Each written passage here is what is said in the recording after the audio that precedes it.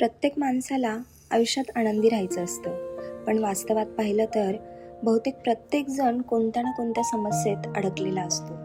कधी चिंता, कधी ताण, तर कधी भविष्याची काळजी. पण खरं सांगायचं तर आयुष्यात छोट्या मोठ्या अडचणी येतच राहणार. महत्त्वाचं हे नाही की अडचणी आहेत, महत्त्वाचं हे आहे की आपण आपलं लक्ष कुठे केंद्रित करत असतो. प्रत्येक परिस्थितीत, प्रत्येक व्यक्तीत आणि प्रत्येक अनुभवात चांगल्या आणि वाईट अशा दोन्ही गोष्टी असतात. आपण जितकं चांगलं शोधण्याचा प्रयत्न करू तितकं आपलं मन अधिक शांत आणि आनंदी राहील. आणि याच सुंदर विचारावरती आधारित आजची ही गोष्ट आहे. आजची गोष्ट सुरू करण्यापूर्वी एक क्षण शांत बसा. प्रेमाने आपल्या पोटावरती हात ठेवा. एक खोल श्वास घ्या आणि आपल्या बाळाला हळूच सांगा, आई आज तुला आनंद, समाधान आणि सकारात्मक दृष्टिकोनाची एक सुंदर गोष्ट सांगणार आहे.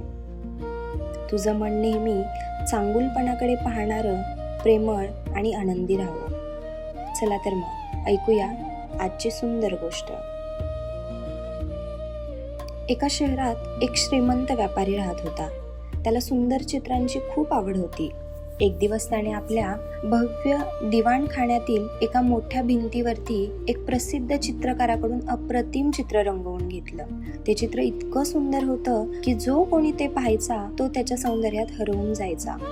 पण त्या चित्रात एक छोटासा भाग मुद्दाम अपूर्ण ठेवण्यात आला होता.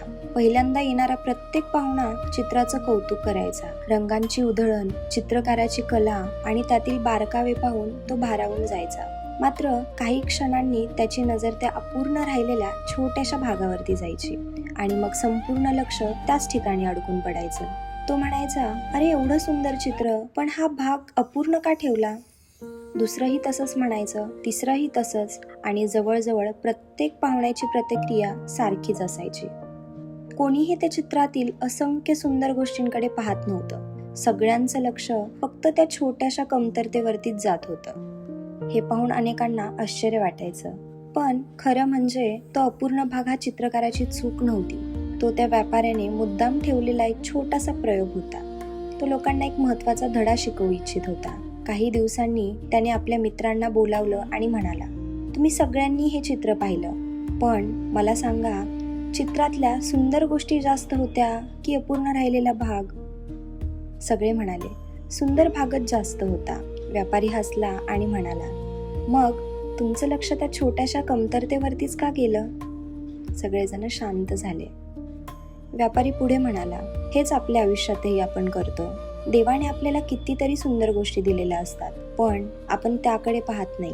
आपलं लक्ष कायम नसलेल्या गोष्टींकडे, कमतरतांकडे आणि दुःखाकडेच जातं, आणि म्हणूनच आपण स्वतःच्या आनंदापासून दूर जातो. या गोष्टीतून मिळणारा सुंदर संस्कार म्हणजे आयुष्य परिपूर्ण कधीच नसतं, पण त्यात आनंद शोधण्याची दृष्टी आपल्या हातात असते.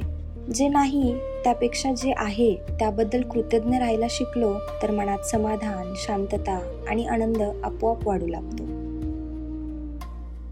आपल्या गर्भावरती प्रेमाने हात ठेवा आणि त्याला सांगा, तू नेहमी प्रत्येक व्यक्तीतील आणि प्रत्येक परिस्थितीतील फक्त चांगुलपणा पाहशील. तुझं मन कृतज्ञतेने भरलेलं राहो. तू आनंदी, समाधानी आणि प्रेमळ आयुष्य जगशील. आजची ही गोष्ट इथेच संपते, पण गोष्टीतून मिळालेला आजचा सुंदर संस्कार आपण कायमस्वरूपी आपल्या मनात जपूया. आजची मायेची गोष्ट तुम्हाला आवडली असेल तर होणाऱ्या आईंपर्यंत हा व्हिडिओ शेअर करायला विसरू नका. आणि व्हिडिओ आवडला असेल तर व्हिडिओला लाईक, शेअर आणि सबस्क्राईब करा.